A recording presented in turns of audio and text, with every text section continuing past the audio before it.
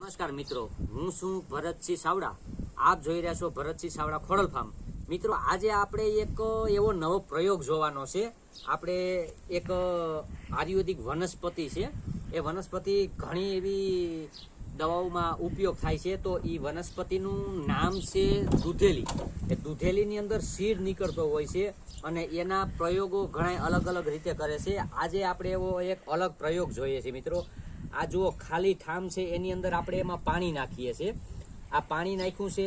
હવે એની અંદર આપણે આમાં નાખવાની છે માટી, ધૂળ નાખવાની છે. જુઓ મિત્રો, બરાબર, એમાં આપણે આ ધૂળ નાખી છે. હવે આ ધૂળ નાખી છે તો એમાં હવે આપણે ઉપર એકદમ ડોરું પાણી થઈ ગયું છે. બરાબર, આ તમે જોઈ શકો છો. આપણે આ લાઈવ બતાવીએ છીએ. આપણે એમાં કોઈ બીજું કોઈ કેમિકલ કે એવી બીજી કોઈ પણ વસ્તુ નાખતા નથી. બરાબર, તમારી નજરની સામે જુઓ છો. આ એમાં ધૂળ નખાઈ ગઈ છે.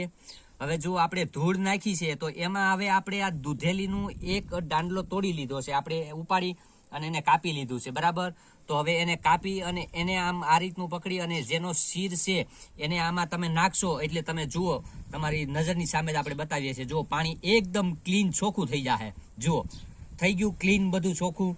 એમ આપણે જે આનો શીર છે એ શીરને જરા તરા લઈ અને આપણી આંખોમાં જો આંજીએ તો આપણી આંખોનો મેલ છે એ તરત બધો બહાર નીકળી જાય છે અને આખી આંખો એકદમ ક્લીન ચોખ્ખી થઈ જાય છે મિત્રો. તો આને એ સિવાય બીજું આપણે કોઈ ખરજવું, ધાધર કે એવી કોઈ વસ્તુ હોય તો એની પર આપણે સ્કિનમાં લગાડી શકીએ. એવા ઘણા અલગ અલગ પ્રયોગ છે મિત્રો. પણ આ પ્રયોગો બધાએ આપણે કોઈ પણ આયુર્વેદિક ડોક્ટર અથવા સિવાયના બીજા કોઈ પણની સલાહ લીધા મુજબ પ્રયોગ કરવો મિત્રો. જય માતાજી મિત્રો.